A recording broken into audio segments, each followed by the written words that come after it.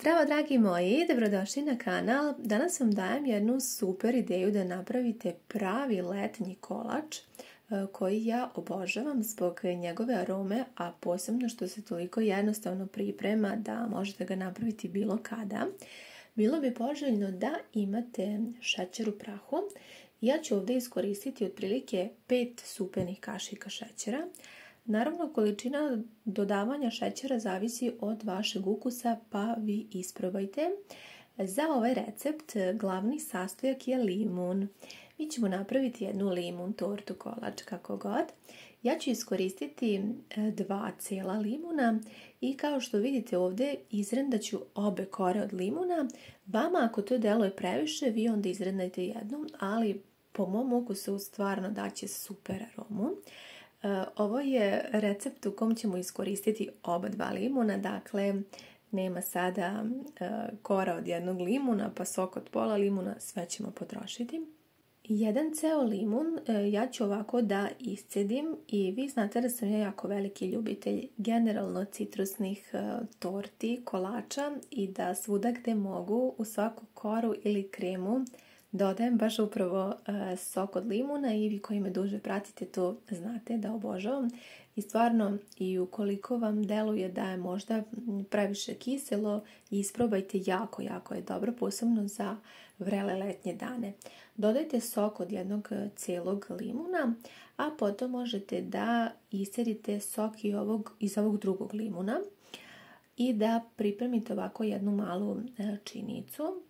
U ovu činicu možete dodati i jednu kašičicu ovog šećera u prahu. Možete i 2, isprobajte ukus ako vam je to sad previše kiselo. Meni nije, meni će biti stvarno jako super, ali kažem vi isprobajte.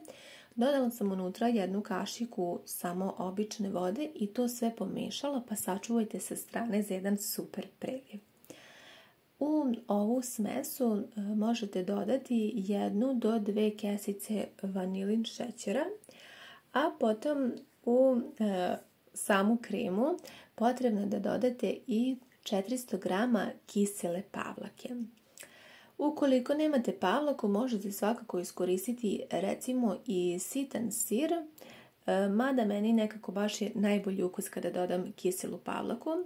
Uzet ćemo sada mikser i na kratko ćemo samo da pomešamo sve ove sastojke. S obzirom da je šećer u prahu, brzo će se on sada rastopiti i sve će se lepo pomešati. I ovo je stvarno jako ukusna krema. Znate da ja obožavam kreme od limuna i da ja sa takvim filovima čak filujem i palačinke, pa ih kasnije potpečem u rerni. Stvarno ovaj fil je super za sve. Kad jednom isprobate taj ukus koliko je sladak, a opet je osvežava, mislim da ćete mu se uvek vraćati.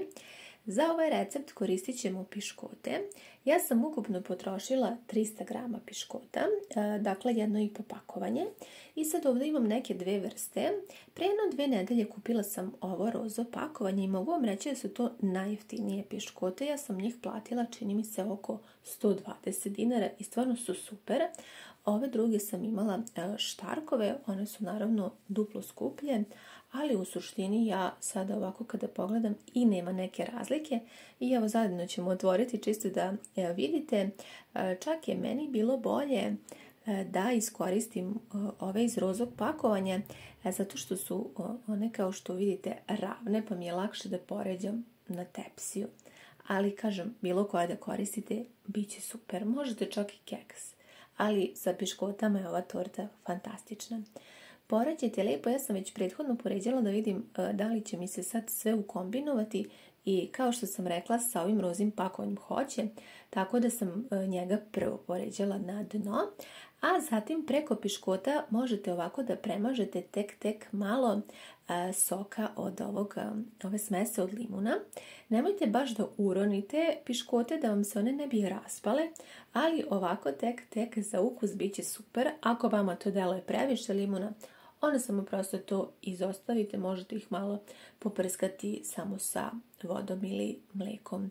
Ja sam ovdje dodala, vidite, još i polovinu po dužini još piškota kako bi mi sve bilo onako lijepo popunjeno dno tepsije. Za naš fil bit će nam potrebno i 500 ml šlag kreme. Ovo sam vam već govorila, ali ukoliko budete planirali da pravite ovaj recept, ovo je također, mislim, jedna od najjeftinijih šlag krema. Čini mi se da košta oko 180 dinara, čak možda nešto i manje. Stvarno je super i kao što vidite jako lepo možete da čvrst sneg napravite od nje.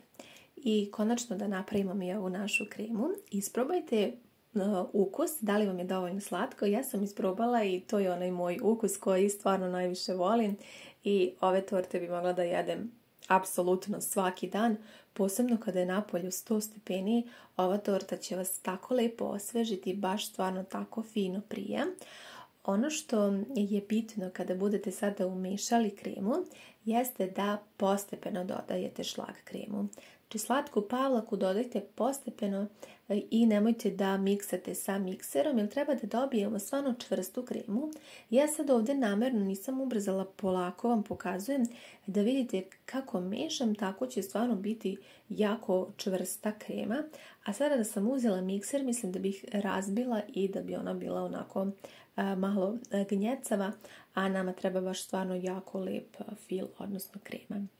I kao što vidite, dodavala sam slatku pavlaku iz 3 dela, treba će vam možda 2-3 minuta da to sad sve zajedno umutite. Ovo je stvarno toliko brzinski recept, ali ukoliko nemate ove sastojke, odnosno imate nešto manje, ja ću vam ostaviti i jedan sličan recept gdje vam ne treba ovoliko materijala, tako da možete svakako improvizovati, napraviti ono što vi najviše volite od trenutnih sastojaka. Napravili smo moju omiljenu kremu i sada ne preostaje ništa drugo nego da lepo premažemo.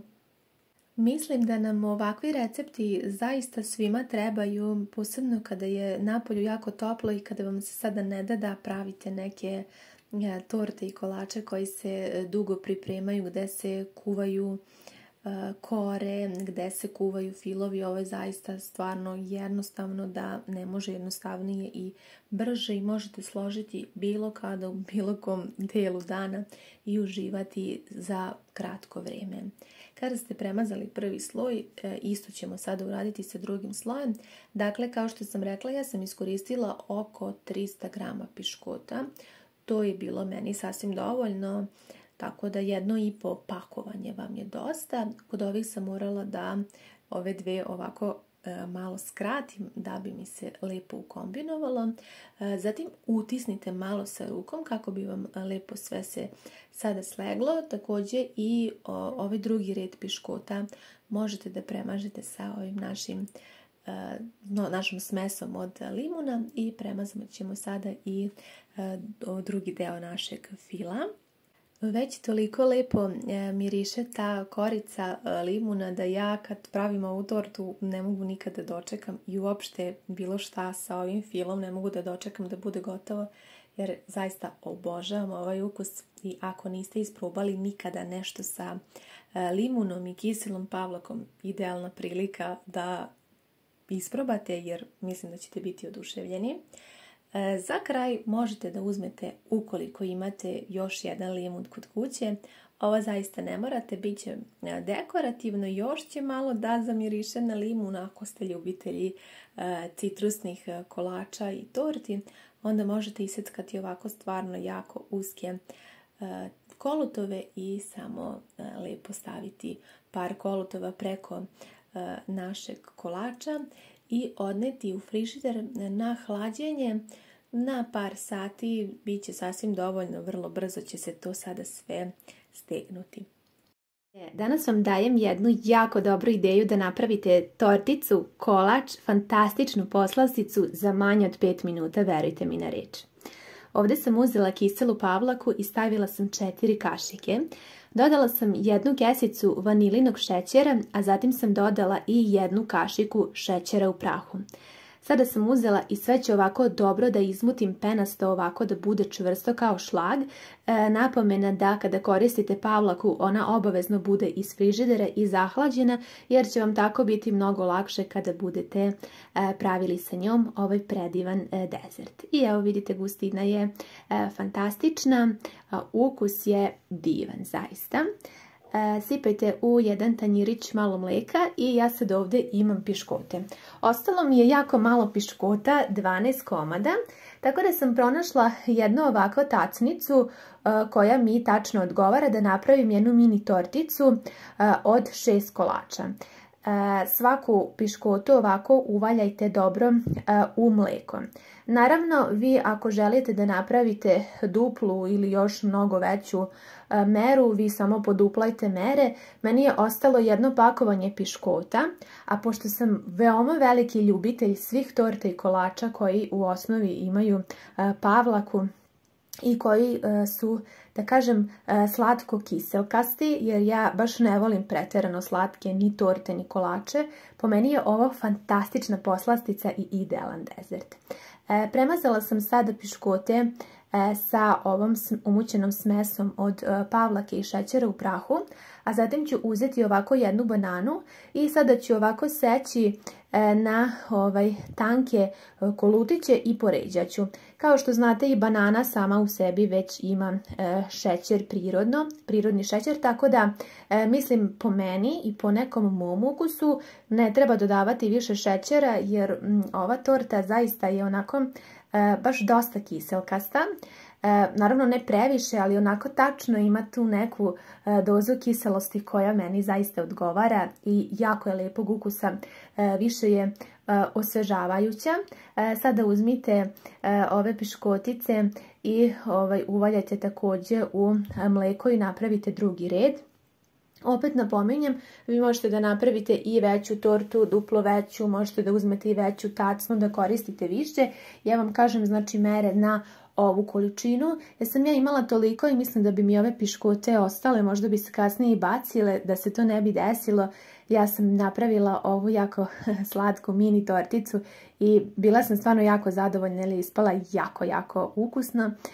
Sada odgore ću premazati sa ostatkom fila. Kao što vidite, ove 4 kašike pavlake su bile sasvim dovoljne da razmažem po cijeloj ovoj maloj tortici. Možete da premažete i sa strane. Ja sam onako malo i ostavila da se to vidi da su piškote u pitanju. I sada ću malo dekorisati, ništa specijalno. Imam ovaj miks dekoracija, pa ću eto malo posutim sa time čisto da bude dekorativno i sada stavljam u frižider da se zahladi. Dovoljno je i sat, dva zaista da se to stegne, ta pavlaka, i da se sve te komponente sjedine. Sada ću vam preseći, jako je lako, mislim da može svako da napravi, zaista vam ne treba više od 5 minuta, a imate jako lep dezert. Kažem, jako je osvežavajući i zaista kad budete probali, ako niste nikada ovako nešto napravili, probajte, ovo mogu da naprave naravno i deca, zaista je jednostavno, a ukusom ćete se, verujte mi, oduševiti. Znači ništa brže, jednostavnije, a ništa ukusnije niste probali skoro, uz kaficu da zovete goste ili da uživate sa vašim bližnjima. Zaista mislim da je onako jedna lepa preporuka i nadam se da ćete isprobati. A mi ćemo sada nakon hlađenja par sati u frižideru da presečemo ovu tortu, odnosno kolač, kako god. Ono što je važno jeste da ne bi bilo loše da ona što duže stoji u frižideru, to je bolje, jer ona bude onako lepo fina, hladna i osvežavajuća. Pogledajte kako smo mogli da izvadimo lepo parče. Prilično izgleda i dekorativno, a o ukusu da vam ne govorim, zaista, ja sam vam ovako sada snimila iz par kadrova da vidite. Za moj ukus ona je sasvim savršeno dovoljno slatka, dovoljno ima šećera da može da vas osladi, a opet sa druge strane u ove vrele letnje dane i da vas taj limun osveži, tako da je prava slatko-kisela kombinacija. I evo, mi ćemo sada isprobati, jako je mekana, sočna, preukusna, jedna ogromna preporuka da za ovo leto isprobate. Javite mi utiske, hvala vam na gledanju i ljubim vas sve puno.